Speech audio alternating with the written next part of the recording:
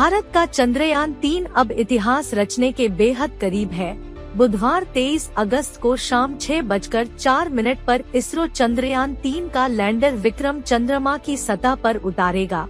अगर लैंडिंग कामयाब रही तो भारत चांद के साउथ पोल पर सॉफ्ट लैंडिंग कराने वाला दुनिया का पहला देश बन जाएगा। हालांकि ये लैंडिंग इतनी आसान नहीं है, क्योंकि चंद्रमा के दक्षिणी ध्रुव पर हालात काफी विपरीत होते हैं। यही वजह है कि वैज्ञानिकों ने चंद्रमा पर लैंडिंग के आखिरी पलों को सांसें अटकाने वाला 17 मिनट का खौफ बताया है। गिरीश लिंगडन बता रहे हैं। लैंडिंग से पहले उस 17 मिनट के खौफ को चंद्रमा के दक्षिणी ध्रुव क्षेत्र में चंद्रयान 3 की सॉफ्ट लैंडिंग को लेकर पूरी दुनिया की सांसें अटकी हुई है। 5 अगस्त को चंद्रमा की कक्षा में प्रवेश करने के बाद से चंद्रयान 3 अपनी स्थिति को उपयुक्त ऊंचाई पर बनाए रखने के साथ ही चांद के काफी नजदीक पहुंच चुका है। लेकिन असली परीक्षा की घड़ी अब आई है, जब 23 अगस्त को विक्रम लैंडर की लैंडिंग होना है। आखिर लैंडिंग से पहले खौफ के उन 17 मिनट में क्या होना है, आइए जानते हैं। 17 अगस्त को प्रोपल्शन मॉड्यूल से अलग होने और 2 अलग अलग डीबूस्टिंग प्रक्रियाओं से गुजरने के बाद 20 अगस्त को दोपहर 2:00 बजे लैंडर मॉड्यूल, जिसमें विक्रम लैंडर और प्रज्ञान रोवर है, ने सफलतापूर्वक अपनी कक्षा को 113 किलोमीटर x 157 किलोमीटर तक कम कर किया और फिर चंद्रमा की अपनी निकटतम कक्षा में प्रवेश कर गया। विक्रम लैंडर अब चंद्रमा पर अपने लैंडिंग पॉइंट से केवल 25 किलोमीटर दूर कक्षा में है।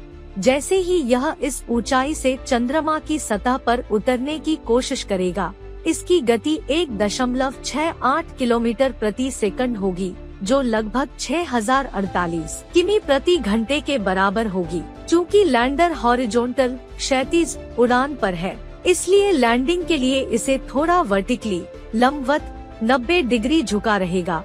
इस दौरान विक्रम लैंडर अपने सभी इंजनों को चालू करके धीरे धीरे अपनी गति कम कर देगा, लेकिन चंद्रमा की सतह के सापेक्ष इसकी स्थिति अभी भी क्षैतिज ही रहेगी। इसे रफ ब्रेकिंग फेज कहा जाता है। यह आमतौर पर लगभग 690 सेकंड या 11:05 तक चलेगा। इस दौरान ये लगभग 713.5 किलोमीटर की दूरी तय करेगा। गति हॉरिजॉन्टली घटकर 358 मीटर प्रति सेकंड हो जाएगी, वहीं वर्टिकली यह लगभग 61 मीटर प्रति सेकंड होगी। इसके बाद सावधानी पूर्वक विक्रम लैंडर को चंद्रमा की सतह के सापेक्ष ऊर्ध्वाधर स्थिति में लाया जाएगा।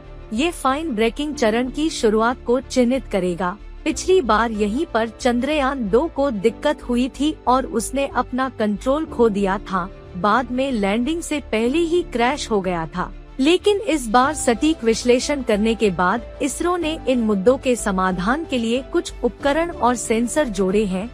इसमें विक्रम के कैमरे से इसरो द्वारा जारी की गई तस्वीरें शामिल है। अब स्पीड को कंट्रोल कर 0 पर लाया जाएगा। यह 175 सेकंड यानी करीब 3 मिनट में हो जाएगा। इस चरण में विक्रम लैंडर पूरी तरह से वर्टिकल होगा और चंद्रमा की सतह के ऊपर मंडराते हुए लैंडिंग स्ट्रिप का सर्वेक्षण करेगा। ऊंचाई 800 मीटर से 1300 मीटर के बीच हो सकती है। ऊंचाई और स्पीड की जांच के लिए सेंसर फिर से एक्टिव किए जाएंगे। अगले चरण में विक्रम को और नीचे उतारा जाएगा और 150 मीटर तक नीचे लाया जाएगा।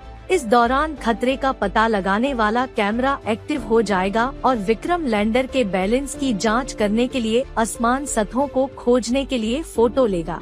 इसके बाद विक्रम को 150 मीटर नीचे उतरने और चंद्रमा की सतह पर धीरे से उतरने में 73 सेकंड का समय लगेगा। लैंडर के पैरों को इस तरह बनाया गया है कि वे अधिकतम 3 मीटर सेकंड लगभग 10.8 किमी प्रति घंटा के प्रभाव का सामना कर सकते हैं। अगर यहाँ पर लैंडिंग के लिए हालात अनुकूल नहीं होते हैं, तो लैंडर 150 मीटर की उड़ान भरकर अपने कैमरे दोबारा एक्टिव कर लैंडिंग के लिए दूसरी जगह चुनेगा। जैसे ही विक्रम के पैरों पर लगे सेंसर चंद्रमा की सतह के संपर्क में आते हैं, इंजन बंद हो जाते हैं।